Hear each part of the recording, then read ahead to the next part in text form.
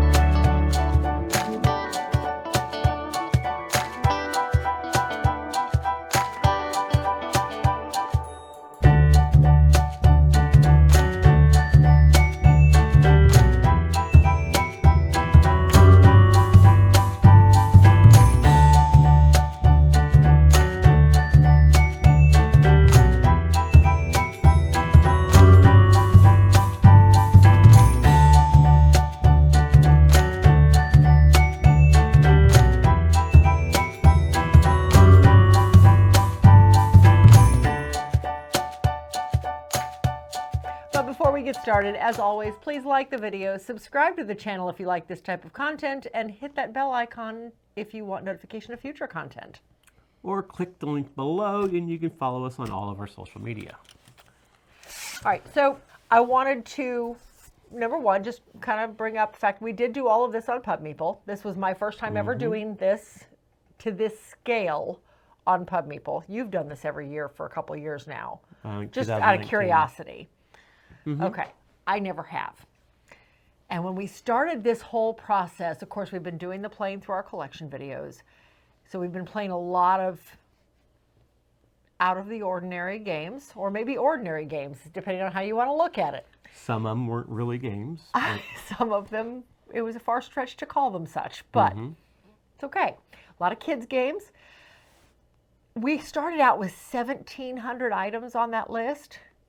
And of course, we just said, okay, fine, no problem, and we started. So it was a month-long process of trying to get through the 7,000 comparisons it gave us.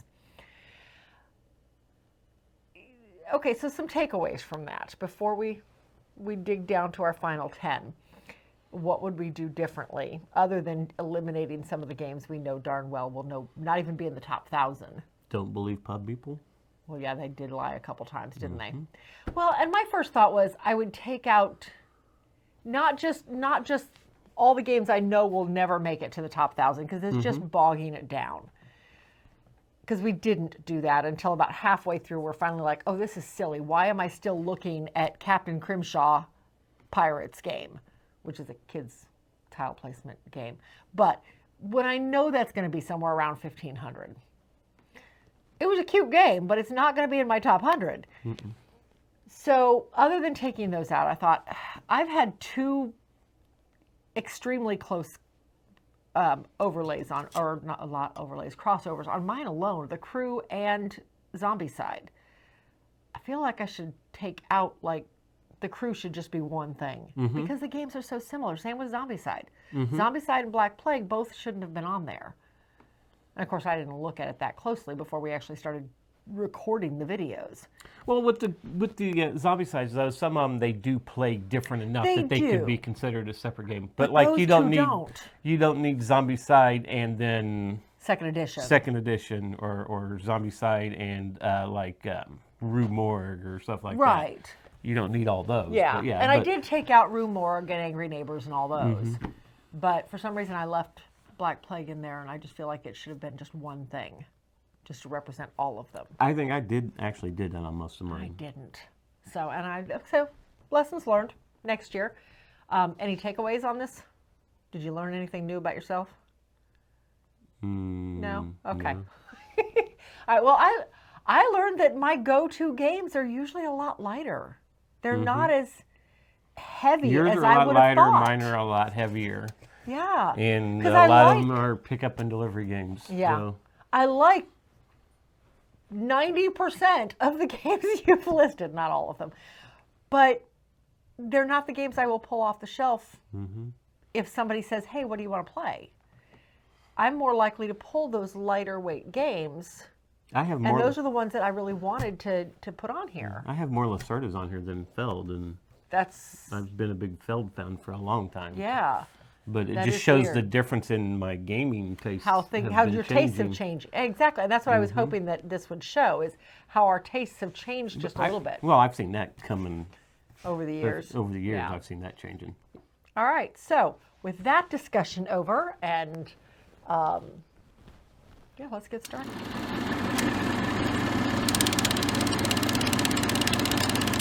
So my number 10, we're going to start out on the light end. This is about as light as it gets for my collection, my entire list, like 1 through 100, light as it gets. But I love this game. This is King Domino. Oh, I thought you were going to say Junk Drawer. I'm not going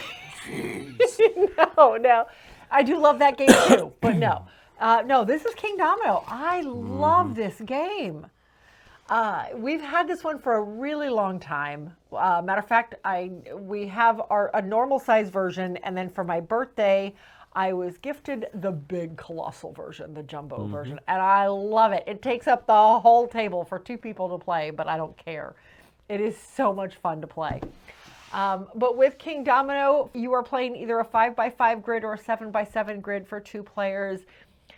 You are trying to match up terrains to score points.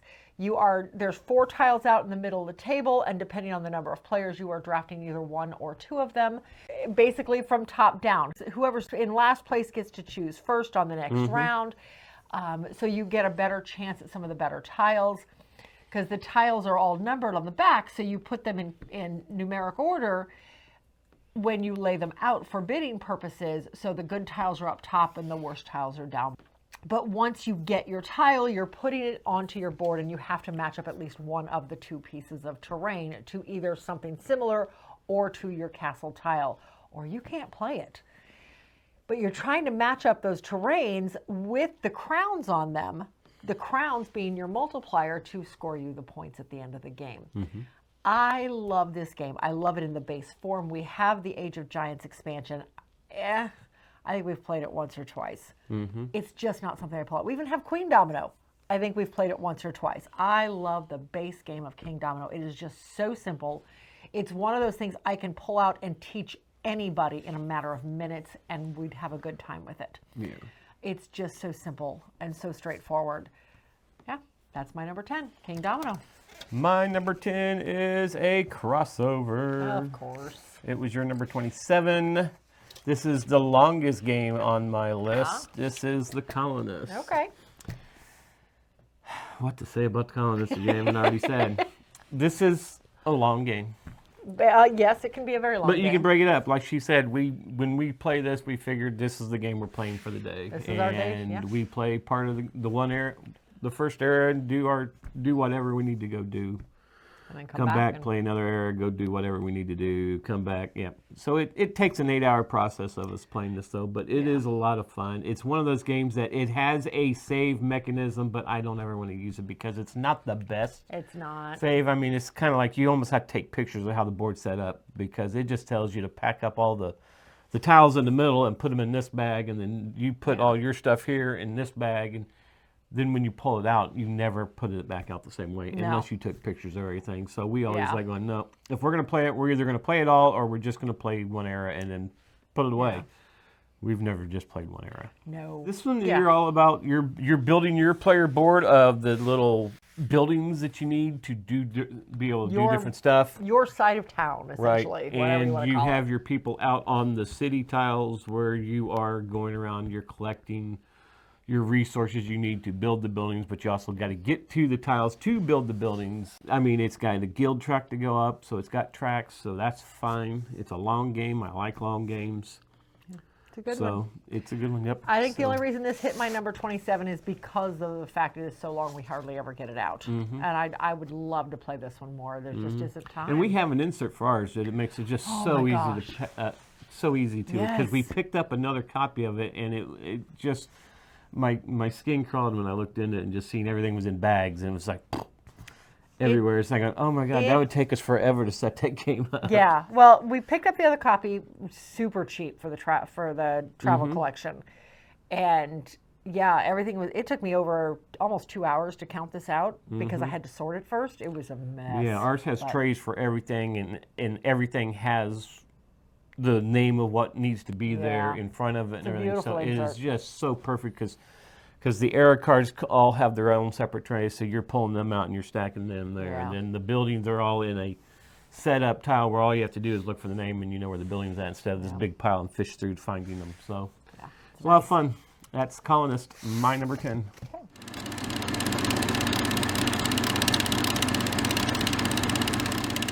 All right, my number 9 is a crossover just a couple numbers ago.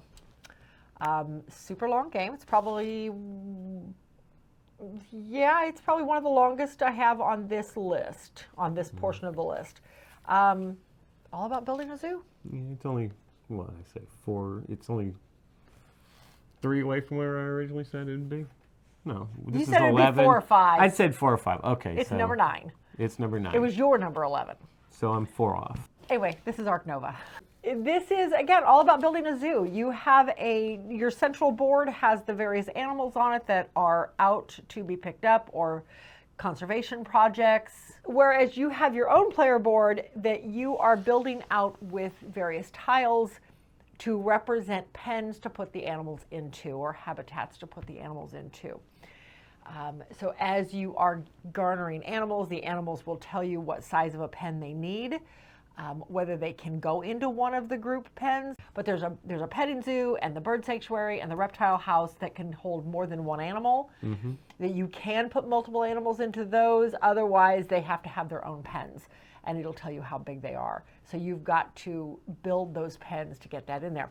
The neat mechanism on this one I like. Number 1, the tiles. I love building the boards like that. But 2, it has this neat mechanism with the cards. And I don't think we talked about this when we talked about it at 11. Probably not. I vaguely talked about it. So. Okay. So your actions that you're taking each turn are based on one of 5 cards. And each card varies in strength depending on how long ago you used it. If it is the first card in your line, it's only at a strength 1. You want it to be further down the line. So you are constantly picking cards up, and as you're using a card, you're picking it up and moving it to number 1 and pushing everything else further down. So now that card that was just at number 1 is now a strength 2. And the next time you use a strength 5 card, you bring it down to 1 and you push everything up again, and now that same card is at strength 3. So you have to weigh your options on when you're going to use your cards. Do I want to lay 2 animals out? What else can I get done so I can get this lay animals or place an animal into my zoo so I can get that up to the stage where I can place 2 at one time and save myself an action. Yep. So I love that constant fluctuation of having to weigh your actions. Right, yeah, you've got it, wherever your cards are, you're playing it because you're like, okay, I have that card right at 5 where I need it right now.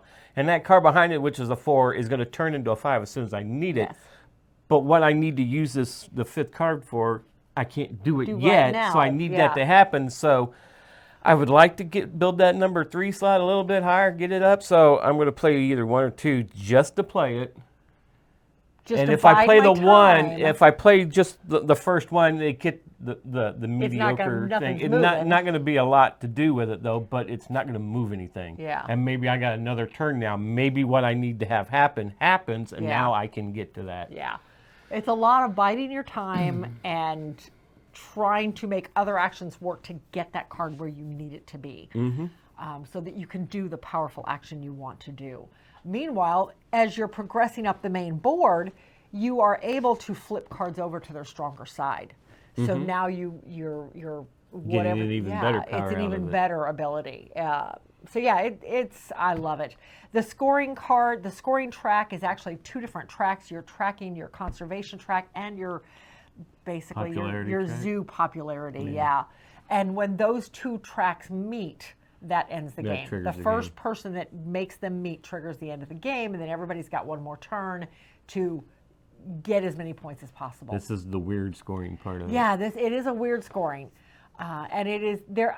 I have yet to figure out a way to fast track that. So I don't know. We've got the expansion. I know we talked very briefly on that Marine World. Yeah, it's right there. We have not gotten a chance to play with that yet because the last time we played, we were teaching, so we did not want to pull out expansions when we teach. So we have not gotten a chance to play that yet. So hopefully soon. This is what I definitely want to pull out and play, but I think we're going to have to do it with just the 2 of us, so it's not a 6-hour game. I'm joking. It's usually only 3. But still, that is my number 9, Ark Nova. My number 9 is also another crossover. Starting off this one with 2 crossovers. Okay. This is your 22. Oh. This is the last Lizard on my list. This is on Mars. Oh, okay. This one I like better than Lisboa and Kanban. Definitely better than Escape Plan. That's why that one wasn't even on my list. And Weather like that Machine, one. we have not figured it out. We've got a lot more in a playing long to do time. on But that this one, yeah. it's so cool that this is another one. It kind of gives me the pickup and delivery vibe a little bit because you've got to go over here to pick this up to come over here to be able to do the certain thing. Yeah. The cool thing about this is you could be down planet signs like, oh, I need more of this. I don't have any. Okay, so now I got to come up here to the shuttle and take that shuttle out into space so I can get this stuff. And why I'm out here? Well, why I'm out here, it's like going grocery shopping with you. Why I'm here, I might as well get this, this, and this. Even though I don't need them right now, I may need them later. So you're doing as much as you can up there before you come back, hoping by the time you get back, somebody else hasn't done what you were planning on doing anyway. Right. But you're going to come back down and help build that space station on Mars. Plus, there's all the little side tracks over there that you're working on to be able to go up to get different rewards to do things. It's not the first Lacerda that we had, but it was the second one, and I think it's the one that I favor the most. Didn't we buy both Lisboa and this one at the same time? Yes, but mine was paid for first. Oh, whatever. So this was the second one. I think this was our... I got Lisboa, you got on Mars. This was a tax check. This is the one thing we spend on ourselves, and the rest of it goes into savings or something. I don't remember, but this was the one thing we bought for ourselves. We do have the games. expansion for it. We picked it up, and we have not played it yet. No, we we've got to really get that want out. to. We know somebody that wants to play it with Yeah. us. So, but yes, that's on Mars. My number 9.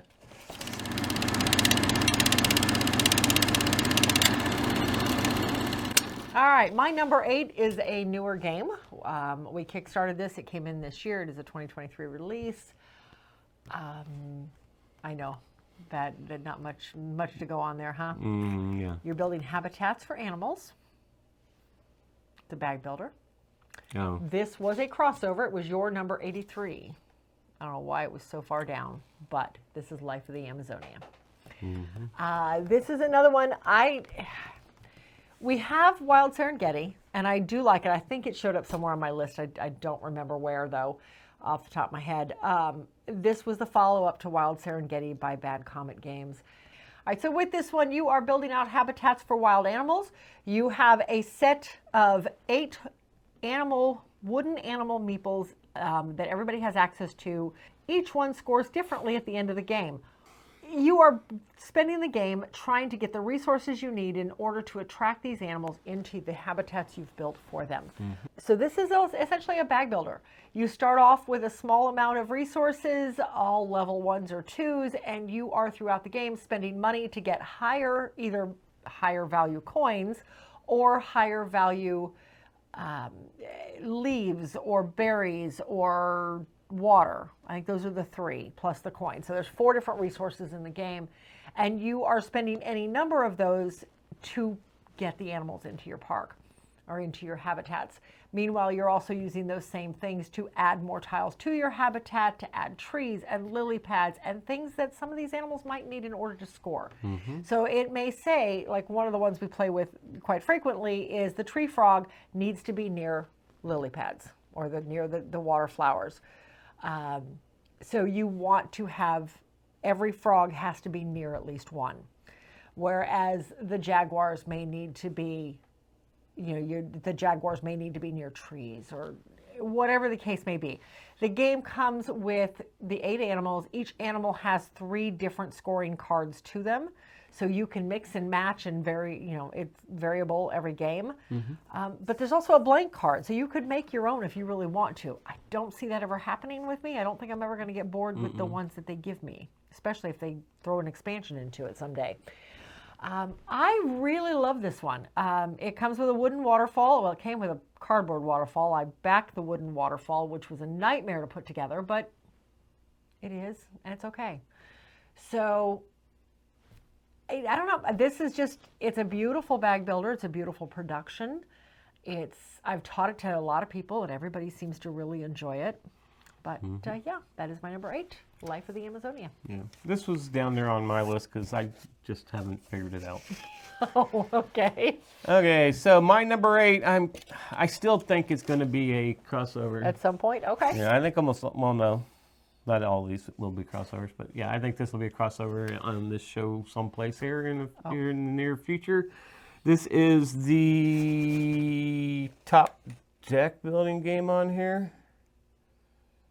Yeah, it is the top deck. Well, yeah, top deck builder. What is that? It depends on if one of these other games you want to consider as a deck building game. Okay. But yes, this is one we have a lot of the expansions for. I think our son has more expansions than we have of this, and this is a Marvel Legendary. Okay. This is all about building your deck as you go, because everybody gets the same standard 12 cards. You're playing 12 cards at a time. You're recruiting people, or you're trying to take out the evil goers going by all the time, while you're also trying to take out the evil goers. The evil goers. Who's the what's the guy's name? The main person you're going against? The big bad. The evil doers lord. I don't know. Now that you put me on the spot, I can't remember. Mastermind. Mastermind. Yeah, you're also trying to take out the mastermind, and if you take out all the mastermind cards and take him out the final time, you win the game. But each mastermind has a game-ending win for them, or if the villain deck runs out, or a certain amount of villains are KO'd, or or a certain amount of heroes are KO'd, or a certain amount of villains had got through the city and got loose. Right. But like I said, each mastermind has its different. There's so many different expansions that you can get for this and plays differently. But anyway, so this is my number 8. Correct? Yes. Legendary. Marvel Legendary. Okay.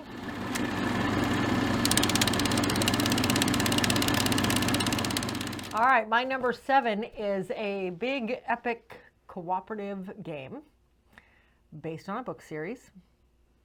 You know what it is? I think so. Okay. This is The Reckoners. Yep. I love this one. This is, well, and this goes to say with any of these on my list, if somebody said, hey, you want to play? I'd say yes. Absolutely. Break it out. Let's put it on the table. Let's go.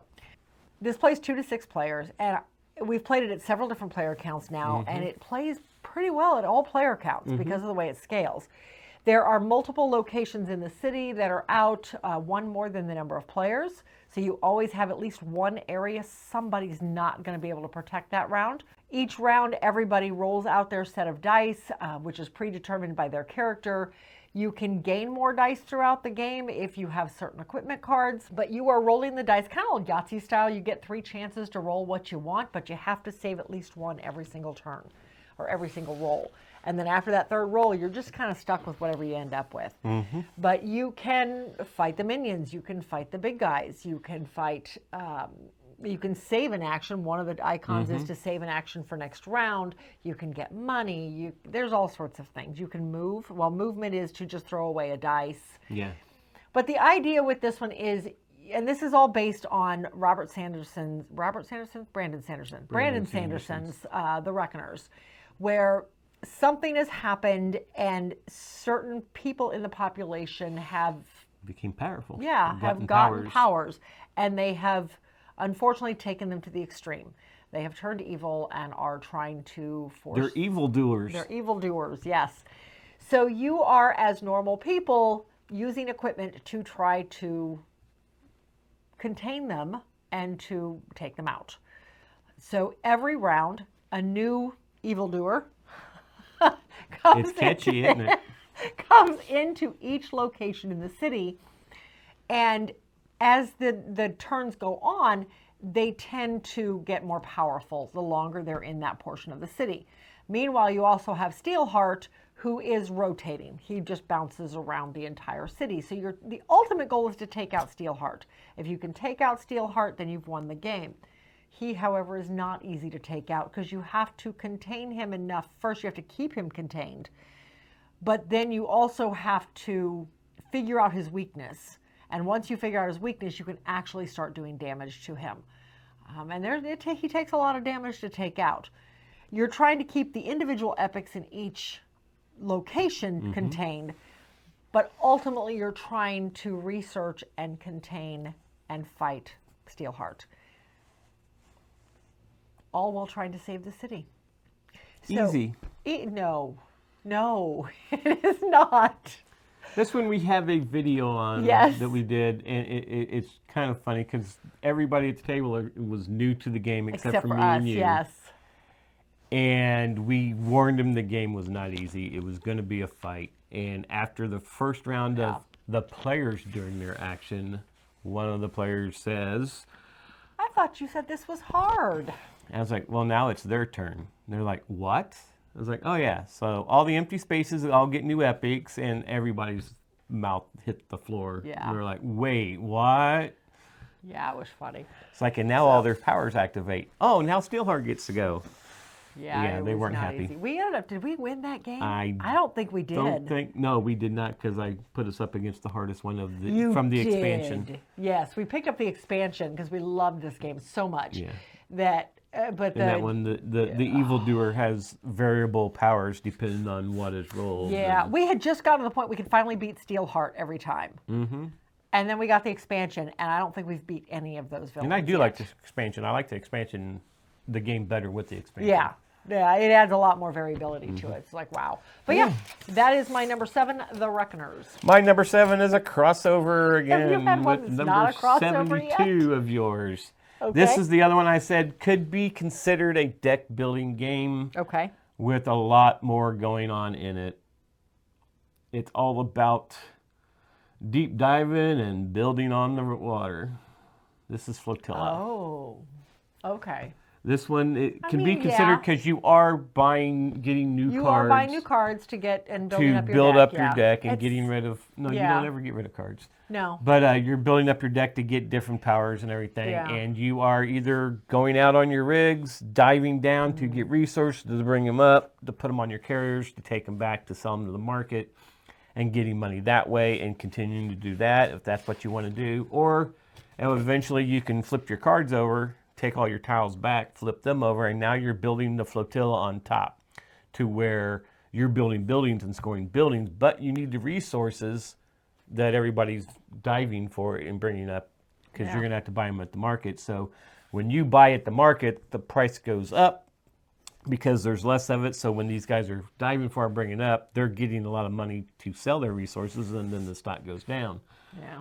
So this is one of those, it's a timing game to when do you go topside, and I've won every time I've gone topside first. Yeah. You won the last game because you went topside before I got topside. Well, the last time, it's a 3+ player. Yes. Unfortunately, that does not come to the table as often as we would like. But yeah, last time I think I was the first to go topside, and I did win the game. Yeah. I did.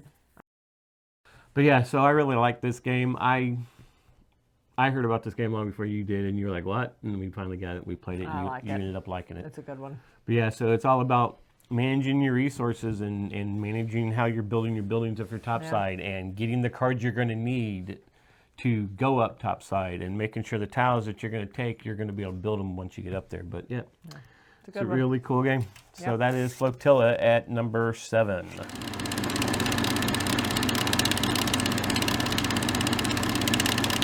All right, my number 6 is a tableau builder.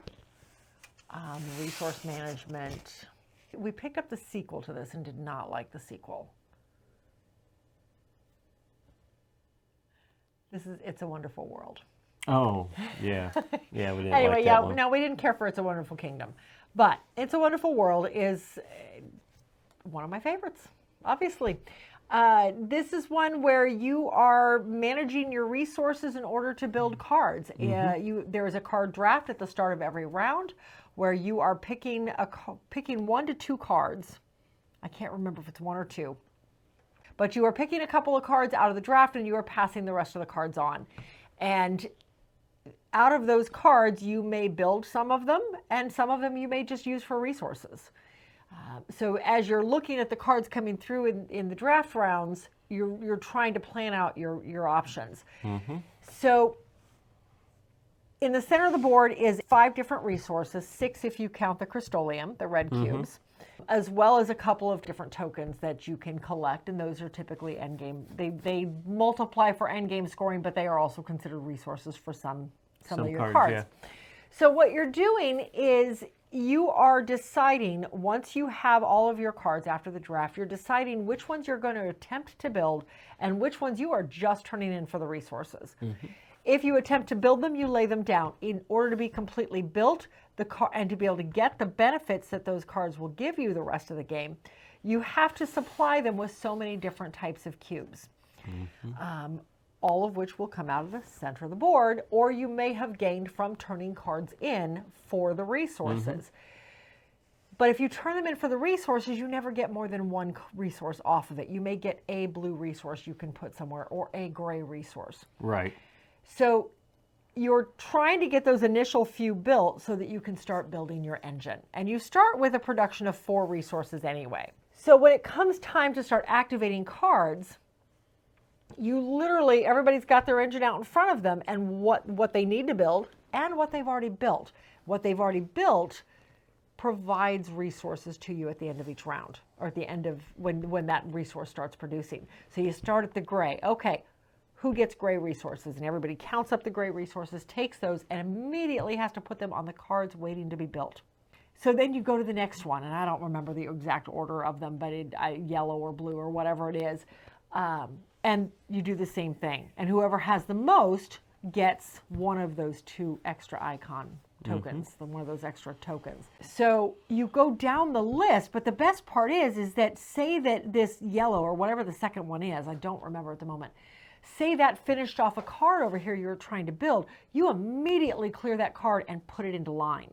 If it provided you gray cubes, then you're not going to get those this round. But if it provided you blue, and blue is next, you're going to get them this round. And then now those blues can go on to future cards. So it's all about the timing in what am I trying to build?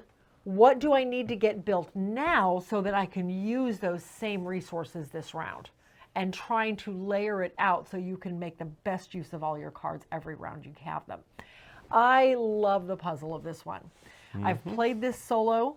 I've enjoyed it solo even, and we don't do solo games, and this is one I actually really enjoyed solo. I don't play it very often, but no, I love this one. We've even got the campaign one now too. It's a not cooperative, but it's a campaign one, and we're about halfway through that. So we need to break that out and finish that one. But yeah, absolutely wonderful tableau building game. All about, again, tableau building, resource management, hand drafting, the whole works. So, but yeah, that is my number 6. Is that where we're at? 6. It's a Wonderful World. My number 6 is a crossover. Is all of them crossovers? Number 82. Yeah, see, I like them better than you. I guess. This is also a tableau building game. To where you're racing to get 18 cards into your tableau. 15. I looked.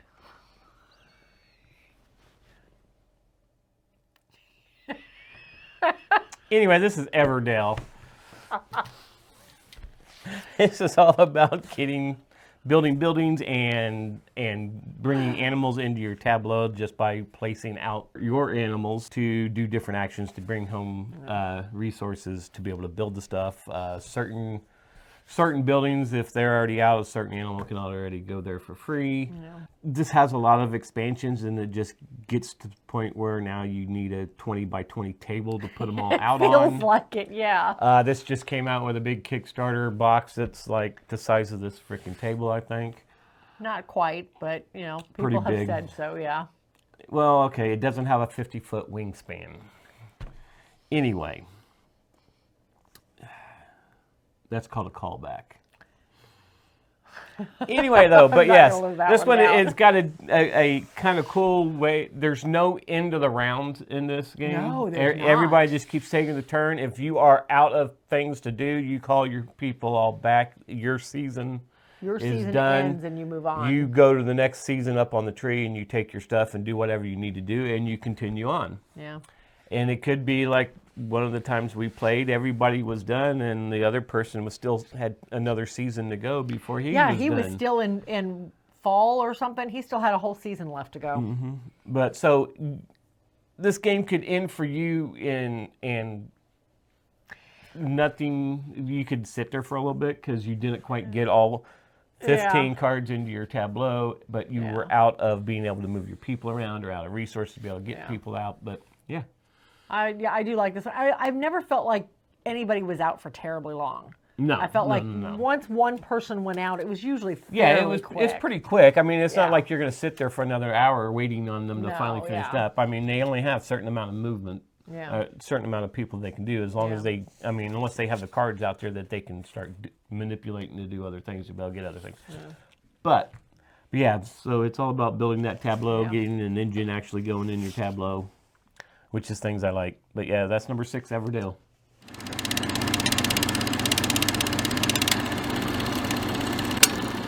My number 5 is one I am surprised is not a crossover yet, unless it's showing up later in your list, but I don't see that, unless I missed it.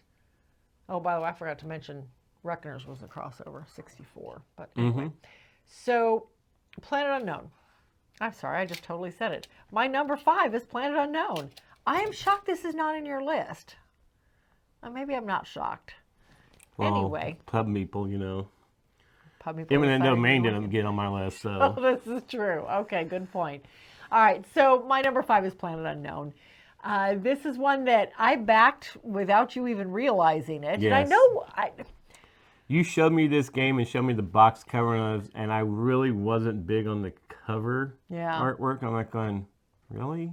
well, How good could this be? I missed it on Kickstarter, and it just kept popping up in my feed. And I finally late backed it and thought, it looked like something I would really enjoy. Polyomino, asymmetric planets, tech tracks.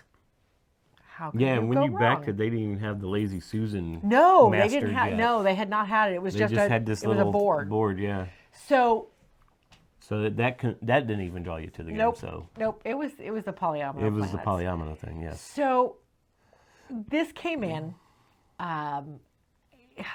Okay.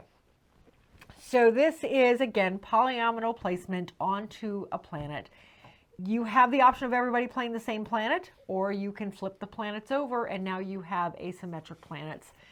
Everyone has a different set of rules. Everyone is set up a little differently. There are 6 different types of technologies or landscapes, whatever you want to call them, on the different polyominoes that you are picking up out of the Lazy Susan in the middle of the table. And that's really the gimmick to this game, is that Lazy Susan. So everybody has this little arrow that they put down in front of one of the 6 quadrants on the board, and every turn, when it's your turn to be lead player, you're moving it to the quadrant you want to choose from. And you have 2 choices in each quadrant. Everybody else now has to choose from that pie slice, that sliver in front of them. And those are the only 2 pieces they can choose from. They can't choose from the one next to them, just this one. So you're picking one of those 2 tiles and you're placing it onto your planet. Each of those tiles that you place onto your board are going to let you do something different, but primarily they're letting you raise tech tracks. So a red one will let you raise your rover track, and that's going to allow you to move your rover. Everybody has 1 to 2 rovers. Well, depending on the planet, you may have as many as 4. Yeah. That you can move around your planet to pick up asteroids or to pick up life pods. The green ones allow you to move up your biomass. The black areas allow you to move up your, what is that? It's the one that gets you the cards, the civilization to icons. So you're moving up the tech tracks to gain points and to do various things. You're placing things on your planet to, again, do various things. I love this game. It was kind of a out of the blue success. I don't think anybody expected it to do this, but it has been a big hit. Yep. We have a video playthrough of it too. We do have a video playthrough of it. I love it. But anyway, yeah, that is my number 5. 5, Planet Unknown. My number 5 is probably the most obscure game on my list. Oh, okay. It is the second highest pickup and delivery game. Okay. Oh. From the 1970s. I know what this is. This is a game that she found. I started playing and fell in love with this game. This is London Cabbie. Yes, folks, you heard it right here. London Cabbie. This blows my mind that you like this game. This game is so much fun. And I mean, you pull it out and you look at it, it's like, oh my gosh, this is a very old looking game. It's 1970s. The board is yellow. Yeah. And it is very gritty. Yeah. As in grids, not gritty. The cards are like almost like has a construction paper feel to them because they're so old. We probably but they're need to big. Sleeve those They're somehow. big, but this whole game is you're starting off with the one cab. You are in downtown London, and you have jobs on the side of passengers that need to be picked up. It tells you where to pick them up at. So you're going to take your cab and move it by. You get 20 spaces. 20 spaces you can move. So you're slowly going across this board to get to it. So, of course, you're wanting to get to the ones you're closest at because you're going to pick where you're starting around the outside of the board. Once you get there, you will pick up the customer card and it'll tell them where it's going to go. So now you've got to go there. So you're going to look on your board in front of you that we made. Yeah, we made cheat sheets. Cheat sheets. On the board, it also shows it too. And you just say, okay, so I'm picking you up here and I'm taking you there. And on there, it'll tell you how many pounds of money you're going to get. Yeah. So now you're going to take them and deliver them. There are areas, events that come up every round. Tells us something. It'll move a traffic jam around. So you could be going down the street and all of a sudden the traffic jam pops in front of you. Now you're stuck because there's arrows in the grids telling you what way you can go. You can't just turn around and go back. Nope. So now you're stuck that round, you can't do anything. But once you get it to the place you're going, then you're going to draw a tip card. You're going to cash in your money plus your tip. Sometimes they might even stiff you. But you get a certain amount of money. You can buy a new cab. So now you've got 2 cabs out there. You're controlling 2 different customers that you're trying to take around. This is just really cool. Yeah. You're trying to race to other places to get the fare from somebody else and steal theirs. So now they've got to go all the way across the board to get to another cab, another customer. So this is really cool. For such an old game, I really like this. And I said this would do well if it got a reprint. This is an interesting. Well, I think the mechanics are so old. I don't know if anybody would give it a chance, but it is a lot of fun. It is a pickup and delivery game. Yeah, because you're literally picking up a customer and taking them someplace. And you get to learn London. If you've never been to London, you get to learn a lot about London. Yeah, I bought this game off eBay several years ago. I played it as a kid. My aunt had this when I was a teenager, and my sister and my aunt and I used to sit there and play it all the time that summer. And I don't know what made me go look for it because I hadn't thought about it in years when we first started gaming. I probably bought this 10 years ago off eBay. And yeah, I love it. It's a good game. Did not make my top 100, but it is a good game. I will gladly play it anytime somebody mentions it. It's nostalgic for me anyway. This is one of those like London Cabbie, sure. I'm already at the table ready to go. Yeah. If you've never played it, check it if you can find it. If you're at our house, if you live in the Indy area, and you want to play it, let us know. I'll be happy to pull it out, teach it to you, and play it. Or if you go to the Dice Tower retreat, let us know. Yeah, maybe we'll play it with us. Oh my God, can you see us pulling this out of the dice retreat? I think we take it to the dice retreat, and we're gonna pull it out and play it. Oh my And make gosh. Jeff play it with us. Chris might even like it. I don't know. Chris might. But anyway, that was Okay. my number 5, London Cabbie.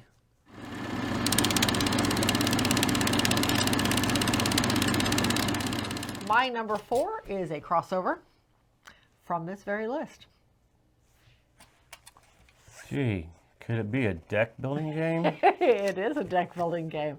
This is Legendary, a Marvel deck building game. This is by far my favorite deck builder. I have loved this since the first time we played it. I will pull out anything, anytime. It does not matter.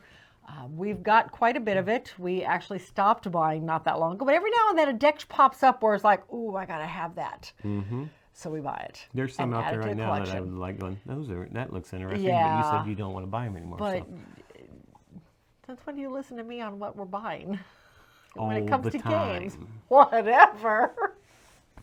Anyway, so, well, and again, we've already described it in this video, so I'm not going to go into a lot of detail, but yeah, you've got a hand of cards. This is the one weird one where your deck, you have 6 cards, not 5. Most deck builders, it's 5. This one, it's 6. It's the one outlier. Yeah, you start off with 12 cards, and Yep. then the deck builders are always you Take half take your hand. half your hand. Yes. So, but most deck builders, you start out with a deck Yeah. of 10. So Then anyway, start with 5. Yes. so, and I've always found that to be odd, but okay. So you always have a hand of 6 cards, unless you have something special that gives you extra, which, Or something happened that or takes something cards away happens that from you. takes cards away from you. Yeah, that happens. But you are recruiting new heroes. You are taking out the evil doers.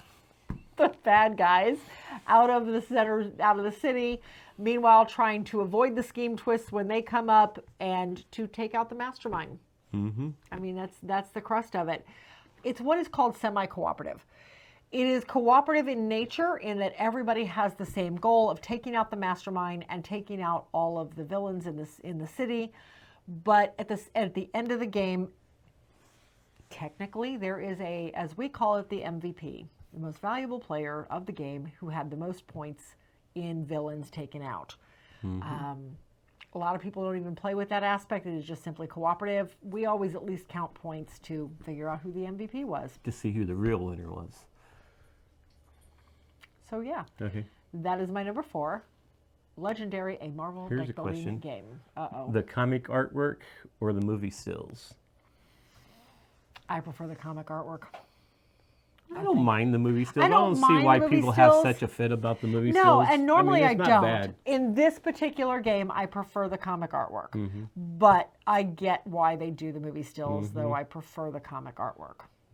Let us know in the I'll comments do what either. you think. Artwork or comic stills? Comic stills?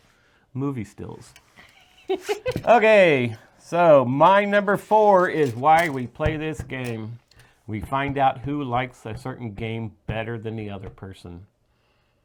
This is Planet Unknown. Oh my gosh, really? Okay, you like it one notch better. Exactly, because mine goes to 11. So, as she explained everything, I do like the fact that there's so many different planets you can play with. They have the expansion, New Moon expansion coming out, which is going to change I the can't game a little wait. bit.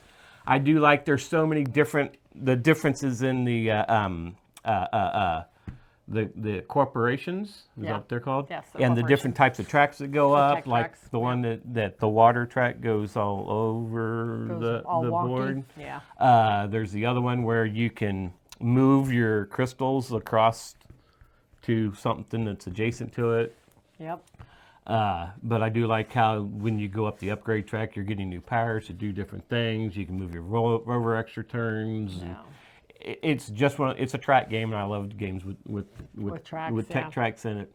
But yeah, everything else she says is really cool. I think we've played almost every board and every. I think we've played a Ring. combination. We've played every corporation and every board, but not in every combination, because that would be a lot of plays.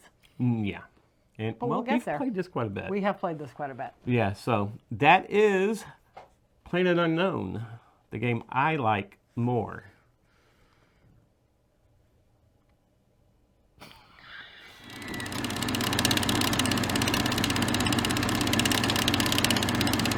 All right. My number 3, and I think at this point we are into major crossover city. So my number 3 was your Probably not. number 54. It's Underwater Cities. I adore this game. This is a deck builder, sort of. You are getting cards and you are playing cards out, but it's not really a deck builder, I don't Yeah, think. you're not building the tableau. Right? Yeah, you're not building a tableau in this one. Instead, you are building out your player board with these gorgeous little dome cities, all underwater, of course, because you have to have a dome over your underwater city. Unless you're a fish. SpongeBob doesn't have a dome. Oh my God. Anyway, this is essentially a worker placement where you are putting out your workers, which is actually little tiles.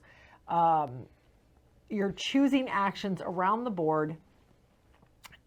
With those actions, you also have a hand of cards that you are laying out. If you can match the card color with the action color, then you get bonuses, you get extra abilities, extra actions. But you are essentially doing the action on the board and or maybe the card to build plants in your city, to expand to a new city, to put tunnels out, you can build salination plants or farms, or I don't remember what the yellow ones are now, but so you are building up your city, trying to get to various bonuses. There are 3 end game scoring things on the edge of the board you're trying to get to for those end game points. Like I said, my number 3, absolutely fabulous game. We don't get to play it as often as I would like because of, everything else. But my number 3, Underwater Cities. All right. My number 3 is not a crossover, and it probably won't be a crossover. I'm shocked. Okay. This is my favorite one of this certain designer that we have talked about already, I think, on this video. Maybe the last video. I'm not sure. You really, really, really like another one of his games, and I'm like going, yeah. Spill it. This is Bruges. Okay. All right, This is my Stefan all-time Feld. favorite Stefan Feld game. Yeah. This is... I'm not surprised this is in your top 3. This has made it as high as number 2. Okay. But yeah. At one point, this was your biggest Grail game. Yes, then it I was, found and then she found it. That's why I keep her around.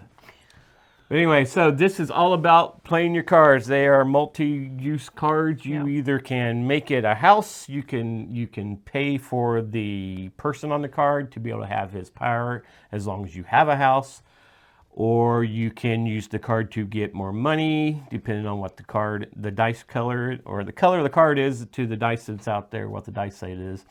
You can get people, more workers of that color. You can take away threats of that color, or you can build your canal with these cards. So there is so many things you can do with each card. I do like games that have multi-use cards in them because it's good to have options. Yeah. Ever since I'd seen this game, I was like, I want this game, and could not find it. And then you got it. I opened it up on Christmas Day one day, and I was like, oh my. And I wish I'd recorded that. we have played this game a lot. I really like it. I don't really have any interest in playing the new Queen Games version of it, which is Hamburg. They say it's a lot like it. They've changed a little bit, but I'm not sure I get why they're remaking all the games. If they're so good that they want to remake them, why not just re-release them? Mm-hmm. But well, it's a that's whole just me. different company, That's whole true. different publisher. But still, I don't know. Anyway, so this is Bruges, one of my top Grail games I ever had. Now the Grail game part of it is the expansion for Bruges. Oh, good luck. Yeah, but yeah, that is my number 3, Bruges.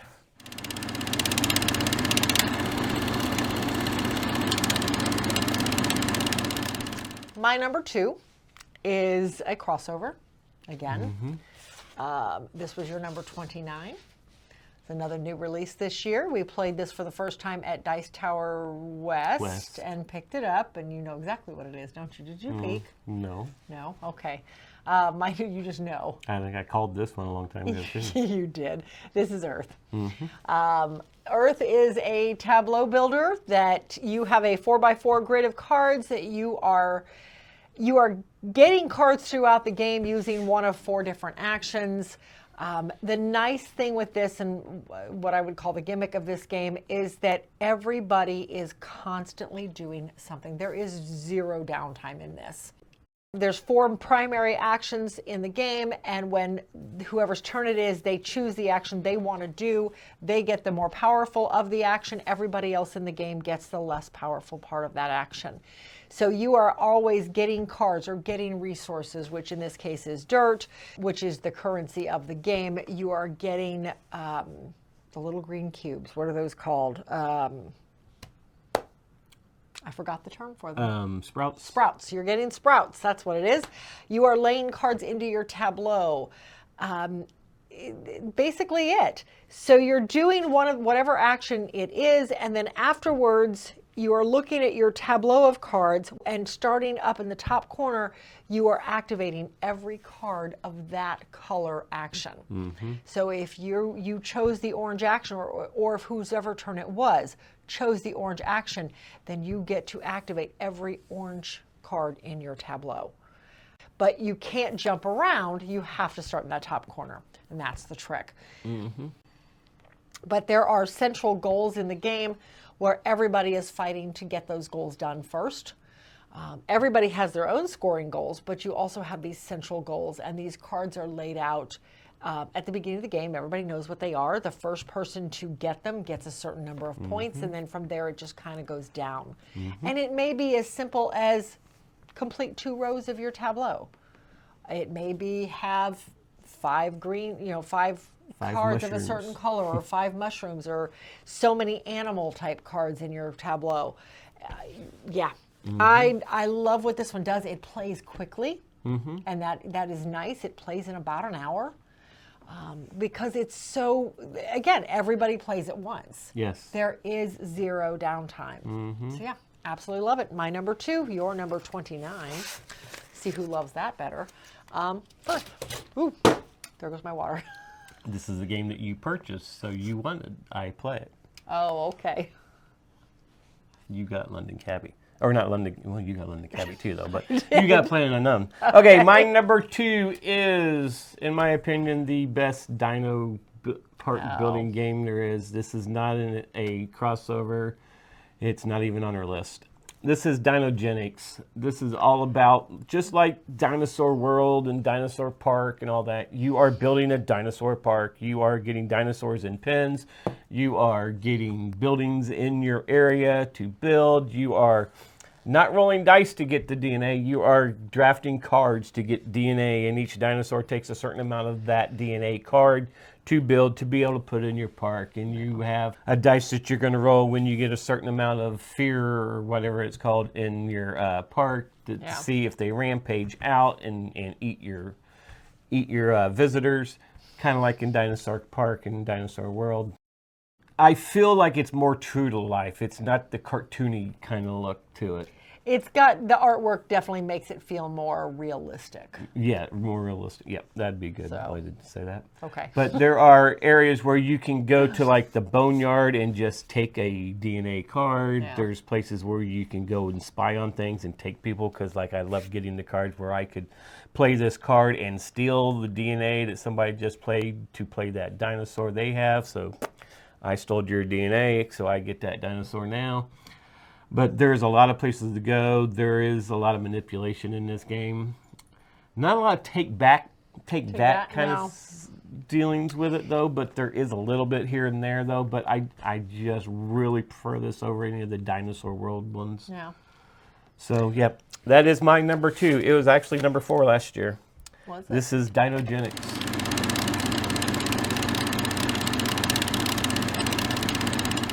My number 1 has been my number 1 for quite some time. Although I've never officially done this list before, it's been my number 1 game for quite a while. So it shouldn't come to any surprise to anybody who has listened to any of our stuff. But my number 1 is Terraforming Mars. This is a tableau builder. you are building out your tableau in order to build an engine. Everybody works cooperatively to get the water levels up, to get the temperature up, and to get the oxygen level up on the planet, on Mars. And then from there, it is each man for himself. You know, you are laying cards out to collect microbes or to collect animals, to get various resources whenever, you know, you activate your tableau. Different things will cause your tableau to activate. You are laying cities out and greenery spaces, forest spaces out onto the board. And okay, well, mine went away. Yeah, you just show up over here. Yeah, you will. Anyway, but yeah, this has been my favorite for quite some time. This is one of the first games we ever bought the big box of.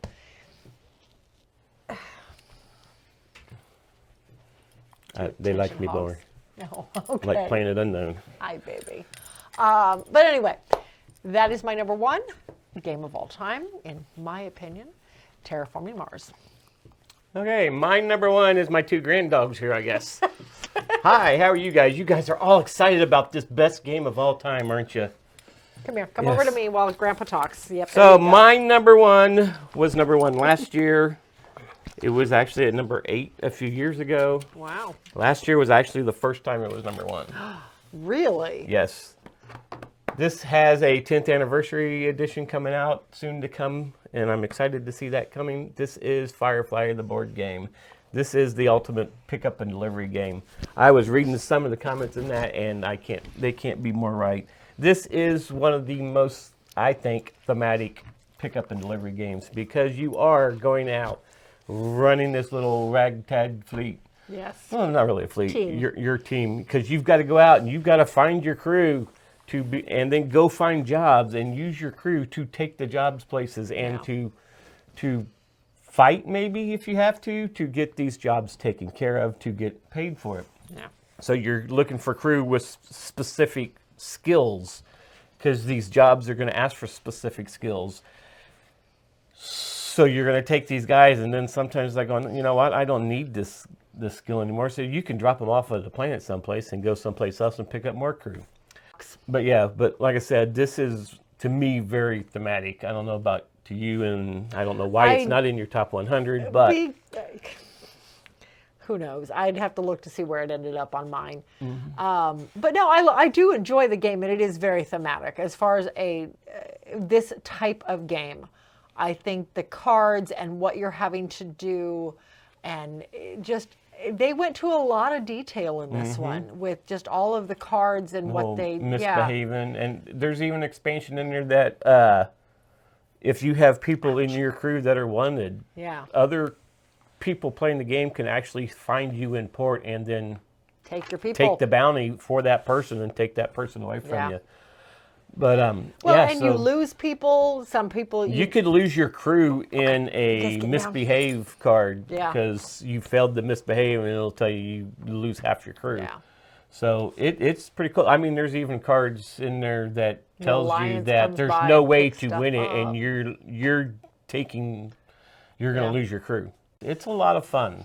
Yeah, we've always had fun playing this. It's a table hog. It's a huge table hog. But we have an absolute blast playing this, and this is the game.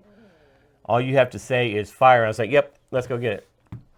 I will put this on the table anytime you want. No, wrong fire. Stop. We're not it's done right yet. Back there. I am looking forward to getting that whole cube. We'll have a whole extra cube. Of course, we're going to have to find some place to put that box when it comes in. But we'll gain a whole cube back for other games.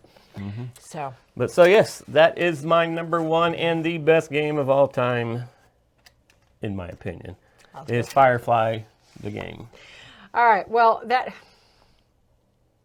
you can't see them, but they're both right here still, so I can't move.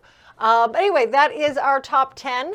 Please let us know what your top 10 is. I hope you all enjoyed this, honestly. This was a lot of fun to put together, although a month of playing with Pub Meeple every night was getting a little exhausting. But, lessons learned. We'll figure it out next year. So, but yeah, let us know what your top 10 is. If you agreed with any of our picks. Yeah. Till then, It's been fun. we'll see you at the next one.